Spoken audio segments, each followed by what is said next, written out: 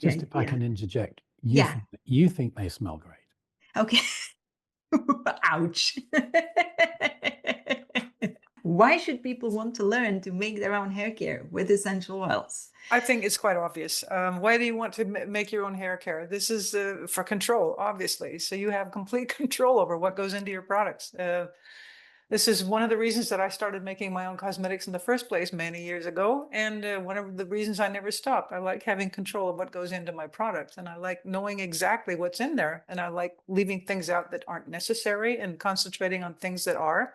And being able to decide how much filler ingredients, that's really an unfair word to use, but how many fillers do I want? How many non-functional texture additive that aren't adding anything to the formula things do I want to add? Or can I find some ingredients that are going to be double functional, dual functional, that can both be a texturizer and an active ingredient at the same time? That kind of control you don't get if you're going out and buying products. You can get a lot of fun shopping. I know I've done it.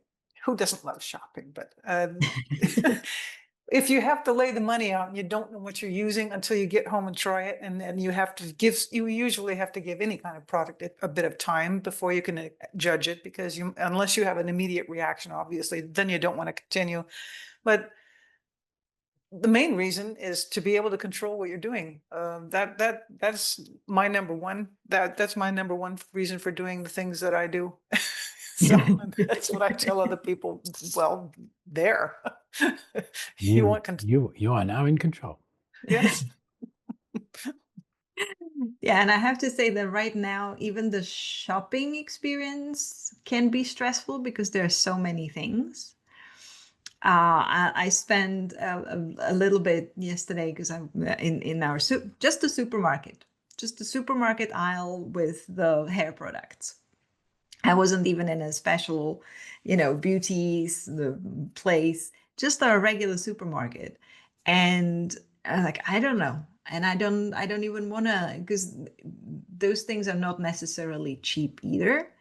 And I'm not gonna be, there's so many products, so many ingredients, and I don't want to try and find what would work if I, and shop around and try to figure it out. And so, yeah, and even the shopping isn't as fun anymore because there's just too much choice for me personally. But also you knew you had an alternative.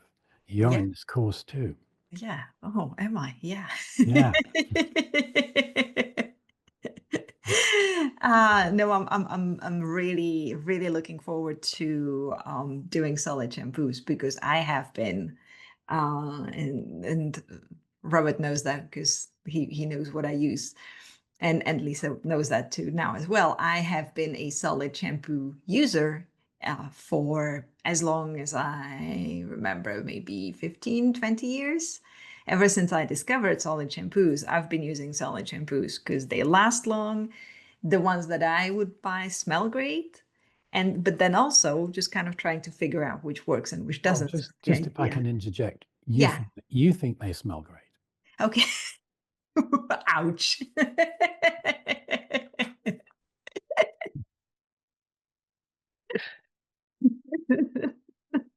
Okay. Well, Robert, now you can customize your wife's hair and how it smells. Here we've got is that your reason why people should learn to make their own hair care, Robert? So you can customize how the ones near and dear to you smell when they walk around? Well, just to clarify, I think an obvious point is that when you're buying a commercial shampoo,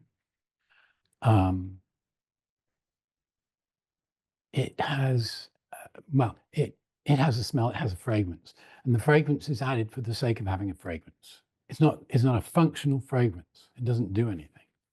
You might buy a shampoo and it says, contains tea tree oil. There are tea tree shampoos and hair products, which actually don't smell at all of tea tree. So if there's any tea tree in there, it's in a very, very small amount for obvious reasons. But that typifies this situation. You're not buying a shampoo with essential oils that do anything. Mm-hmm. So And Lisa mentioned having dual functions. So when we're making a product with essential oils, we have dual function control, dual function control. So, it's the challenge of making something that does the job well and smells really good. Okay. But also on this course, you will learn not only about how to formulate a product with essential oils, but you will learn about the hair. This is the structure of a hair shaft.